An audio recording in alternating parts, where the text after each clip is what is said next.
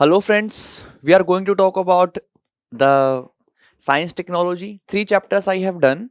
The chapter is defense. We have done IT and computers, and we have done the IT computer defense, and one more thing we have done like space. I have already told you that the static, the portion where the concept are involved, I have taken. I only taught those concepts which is extremely important for the exam point of view.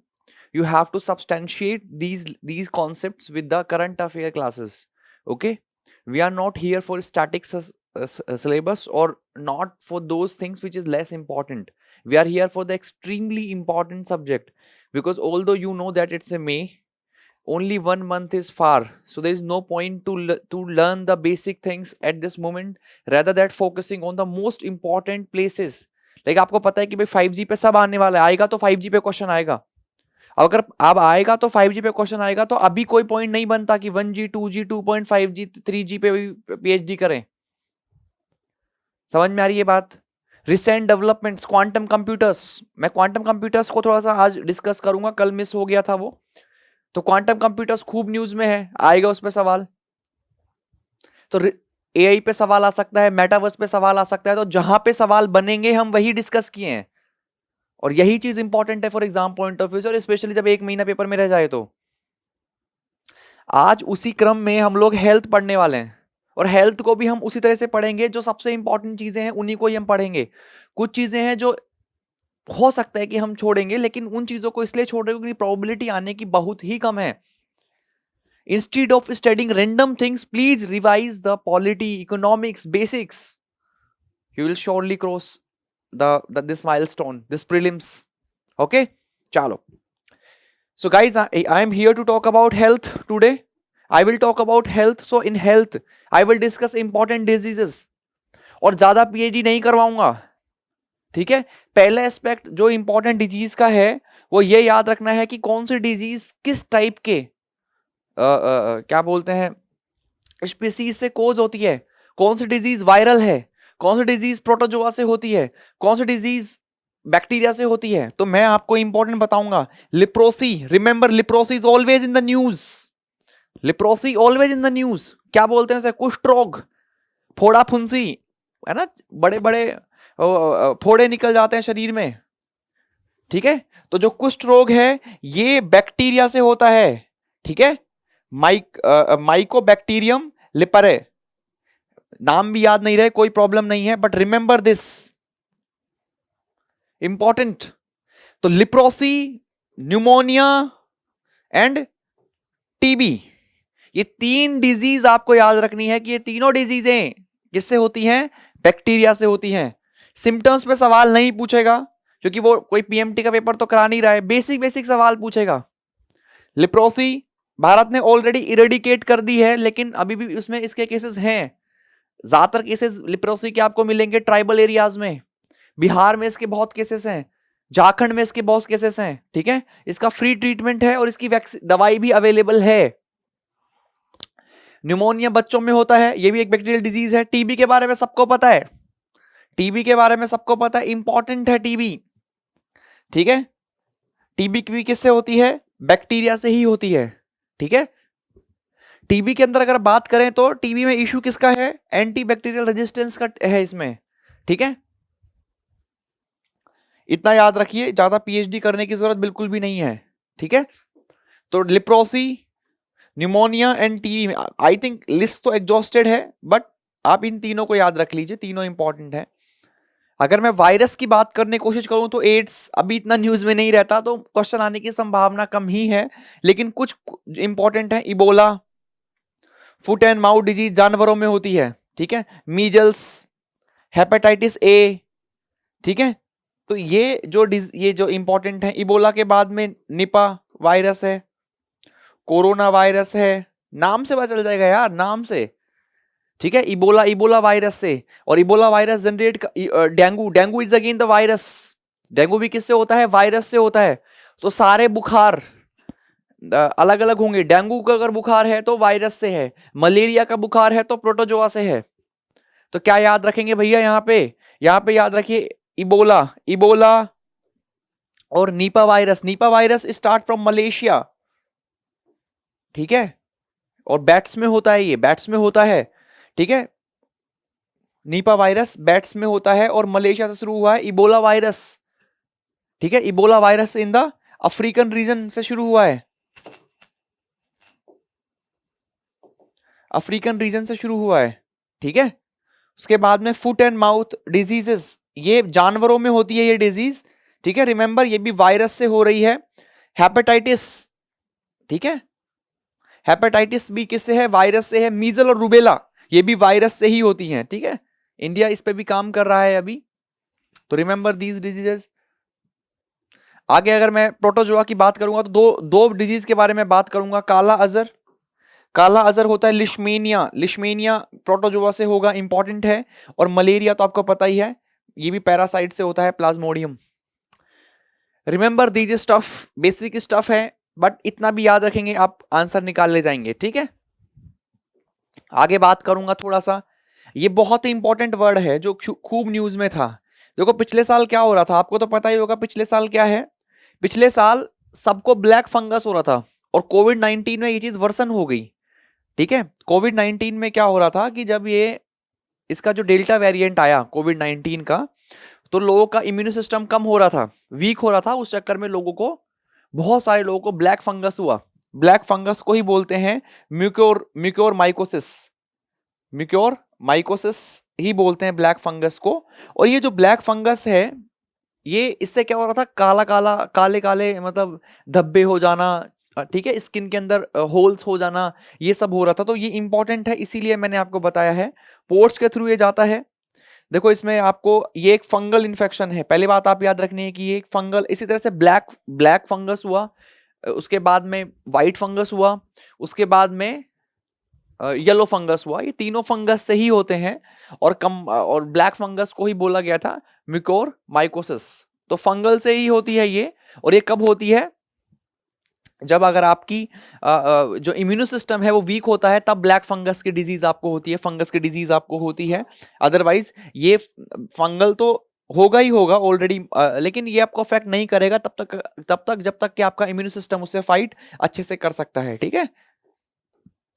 और अब मैंने आपको बता ही दिया कि इसमें black pores, black black क्या बोलते हैं उसे, स्पॉट्स हो जाते हैं इस तरह से आपके चेहरे पे और आपकी बॉडी पे, ठीक है, काले काले धब्बे हो जाते हैं, काले होल्स हो जाते हैं। तो जनरली ये आपकी बॉडी को डिफॉर्म करता है।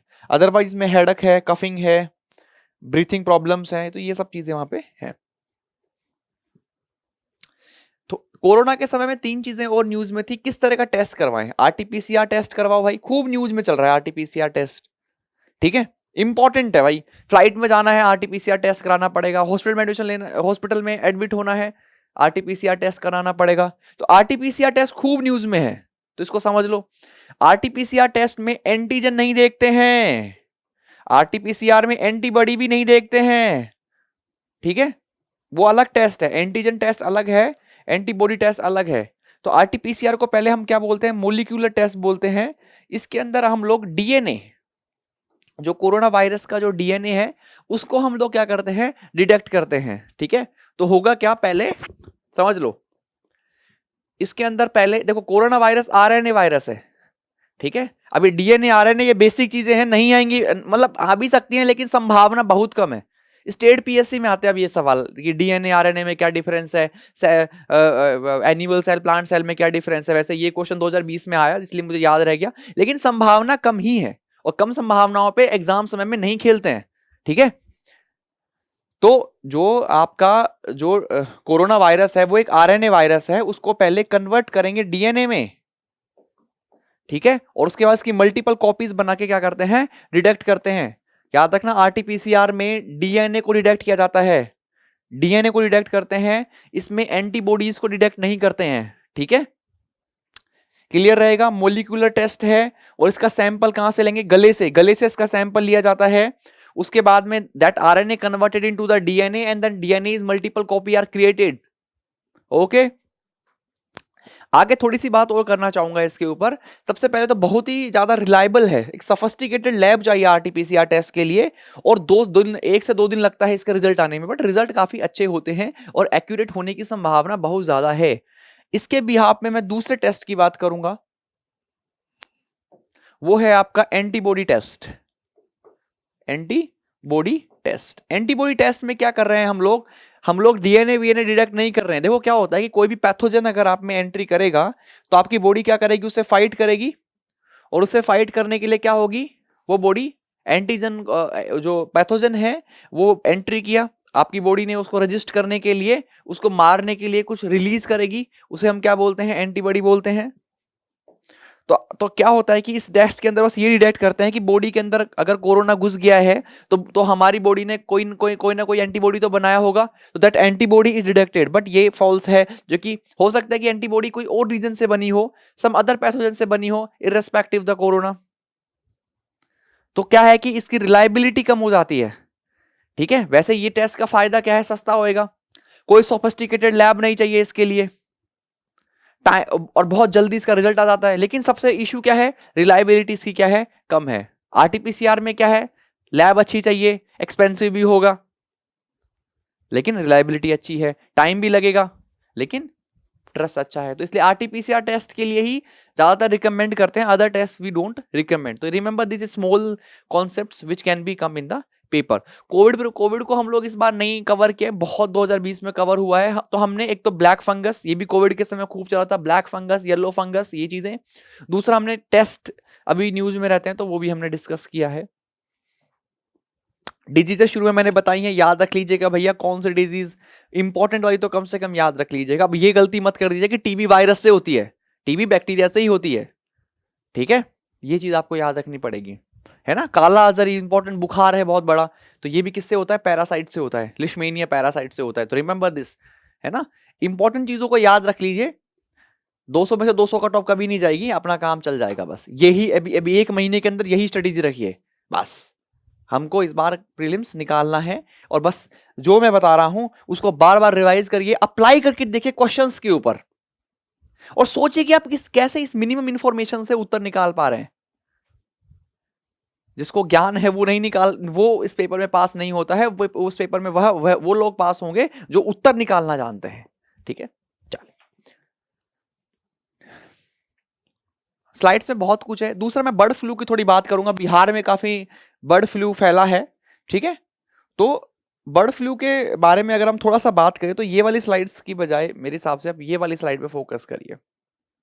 ये इन्फ्लुएंजा टाइप ए वायरस की वजह से होता है, याद रखेंगे, इन्फ्लुएंजा टाइप ए वायरस की वजह से होता है। और इसमें जो वायरस है, जैसे कि हम बात करते हैं, जैसे हमारे एक बार ये स्वाइन फ्लू चला था तो H1N1 था, वो H1N1 था। तो पहले कई भाई बंधुओं को बता दें कि भैया H और N क्या है, दो तरह के प्रोटीन्स हैं। ठीक है, H ये वाला प्रोटीन है और N ये वाला प्रोटीन है, और इसके मल्टीपल टाइप्स और सब टाइप्स बन के बहुत सारे कॉम्बिनेशन परमुटेशंस बनते हैं। ठीक है, तो जो जैसे इसका अगर ये वाला देखें H1N1, तो ये किसके लिए है, स्वाइन फ्लू के लिए है।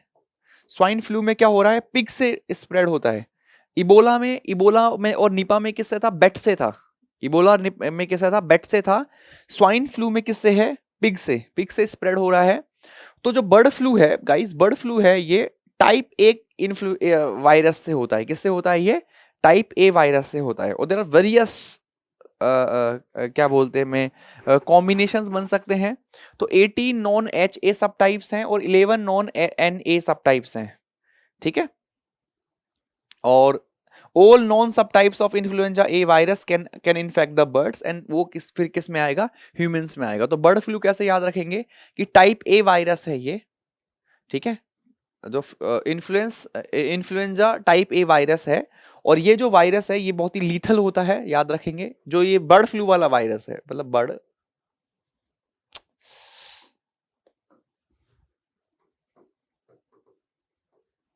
बर्ड फ्लू वाला वायरस है। तो बर्ड फ्लू वाला जो वायरस है वो क्या है, बड़ा ही लीथल है, और इसमें जान जाने की संभावना बहुत ही हाई रहती है। ठीक है, आप एक चीज तो याद रखिए, जो H N है वो दोनों क्या है आपस में, दे आर द प्रोटीन्स, और दे आर सो मेनी सब types of influenza A viruses. ठीक है, और एक के अलावा जो अदर वायरसेस हैं, एक के अलावा जो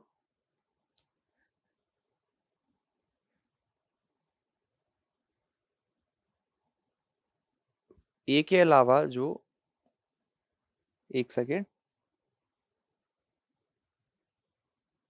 ए के अलावा जो अदर वायरसेस हैं, ए के अलावा जो अदर वायरसेस हैं वो इतने ज्यादा अफेक्टेड नहीं है। याद रखना जो बर्ड फ्लू है इसका human to human transmission rare है, रेयर ह्यूमन। देखो पहले बताता हूं, जो बर्ड फ्लू है, बर्ड फ्लू है इसका ह्यूमन टू ह्यूमन ट्रांसमिशन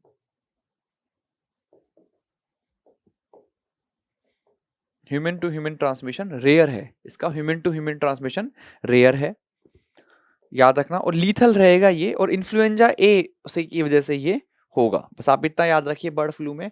और बर्ड है तो मतलब किसमें, इस ये जनरली क्या होता है कि ये उसमें लगता है, पोल्ट्री में लगता है।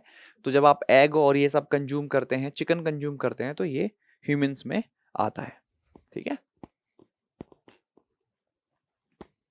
तो बर्ड से ह्यूमन में आसान है, लेकिन ह्यूमन से ह्यूमन में ट्रांसमिशन इसका उतना ज्यादा नहीं है। एच और ए का मतलब सिंपल है, इसके बहुत सारे सब टाइप्स हैं। ये इन्फ्लुएंजा टाइप ए से होता है, और 18 एच के हैं, 11 एन के हैं, और उनके बहुत सारे कॉम्बिनेशन परमुटेशन से आपको इन्फ्लुएंजा टाइप ए वायरस बनता है, ठीक है। और जो बर्ड को अफेक्ट करता है उसको हम बर्ड फ्लू कहते हैं, ठीक है। कुछ सब टाइप्स हैं जो सिर्फ बैट्स में होते हैं, बाकी मोस्ट ऑफ सब टाइप्स हैं वो किस में होते हैं, बर्ड बर्ड्स में हो सकते हैं। लास्ट बात करूंगा सिर्फ फैटी एसिड्स की, trans fats, saturate fats, monosaturate fats. देखो अनसैचुरेटेड फैट थोड़ा सा अच्छा होता है, लेकिन ट्रांस फैट उतना अच्छा नहीं होता है, ठीक है। ट्रांस फैट को हम देखो यहाँ से जाएगा पहले, बहुत सारे, देखो मैं सिंपल बात, थोड़ा सा आपको बेसिक समझना होगा यहाँ पे, मैं यहाँ समझा रहा हूँ। क्या होता है कि कार्बन के बीच में, कोई भी ऑर्गेनिक कंपाउंड्स के बीच में क्या होगा, मल्टीपल बॉन्ड्स हो सकते हैं। There can be a single bond, there can be a double bond, there can be a triple bond, ठीक है, तीनों बॉन्ड हो सकते हैं। तो जब सिंगल बॉन्ड वाली कंडीशन होती है ना, तब हम उन्हें बोलते हैं सैचुरेट फैट्स, और ये काफी हानिकारक होते हैं। जैसे बटर में, बीफ में, कोकोनट है, तो इनमें हार्ट डिजीज होने की संभावना होती है, दे आर नॉट। तो सैचुरेट फैट समझ में आ गया। सैचुरेट फैट में क्या होगा, सिर्फ सिंगल बॉन्ड से अवेलेबल होंगे, और ये कैसे बनाए जाते हैं, हाइड्रो हाइड्रोनाइजेशन किया जाता है। मतलब क्या, सिंपल है कि मान लो यहाँ पे दो ही हाइड्रोजन जुड़े हुए हैं, तो इस बॉन्ड को अगर हटा के मैं एक हाइड्रोजन यहाँ ऐड कर सकता हूँ, एक हाइड्रोजन यहाँ ऐड कर सकता हूँ, तो इसे बोलते हैं हम हाइड्रोनाइजेशन। तो सिंपल ये बन जाएगा आपका CH3 CH3, तो ये सैचुरेट हो गया, ठीक है। अब ये और हाइड्रोजन नहीं ले सकता, ठीक है। जैसे हमारा डालडा घी है, जैसे डालडा घी है, ठीक है, हमारा वनस्पति जो घी आता है वो भी इसी तरीके से बनता है। ऐसे ही ट्रांस फैट्स हैं, तो ट्रांस फैट्स में क्या होगा कि थोड़े से कम, ये अनसैचुरेटेड फैट होते हैं, ये अनसैचुरेटेड फैट होते हैं जो समटाइम आर्टिफिशियली मिल जाएंगे और नॉन आर्टिफिशियल भी मिल जाएंगे, ठीक है। ये भी अच्छा नहीं होता, ये भी हमारे हार्ट डिजीज के लिए क्या होता है, रिस्की होता है, ठीक है। कहानी क्या होती है, अब देखो ट्रांस ट्रांस फैट में और अनसैचुरेटेड फैट में आपको सिमिलरिटी दिखेगी, क्योंकि ट्रांस फैट में भी तो मल्टीपल बॉन्ड्स हो सकते हैं, क्योंकि वो भी नॉन सैचुरेटेड है। बट ट्रांस फैट में क्या होता है, सीधी चेन है, स्ट्रेट स्ट्रक्चर है, और यहाँ पे बैंड स्ट्रक्चर है, यहाँ पे बैंड स्ट्रक्चर है, और यहाँ पे भी क्या है, पोली में क्या होता है कि बहुत सारे डबल बॉन्ड्स हैं, यहाँ पे डबल बॉन्ड्स कम है, यहाँ पे डबल बॉन्ड्स बहुत सारे हैं। तो यहाँ पे हार्ट डिजीज की रिस्क नहीं है, यहाँ पे भी हार्ट डिजीज की रिस्क नहीं है। तो this is the trans fats, ठीक है। इतना बेसिक बेसिक सा याद रख लीजिए बस, ठीक है। एक रिप्लेस WHO का प्रोग्राम है ट्रांस फैट को अवॉइड करने के लिए, ठीक है। ऐसे FSSAI का भी है। ट्रांस फैट बढ़ता जाता है, अगर आप बार बार फ्राई करेंगे ऑयल को तो उसका ट्रांस फैट बढ़ता जाता है, ठीक है। तो ईट राइट मूवमेंट है FSSAI का, ठीक है, FASSAI का, तो वो भी हमारे लिए यहाँ इम्पोर्टेंट हो जाता है, ठीक है। तो ये मैंने हेल्थ में थोड़ा सा आपको बताया। मैं ये नहीं कह रहा हूँ कि I am claiming everything here, but I am claiming only those things which is most most most important, और इतने छोटे से टाइम पीरियड में कवर हो जाए। बस।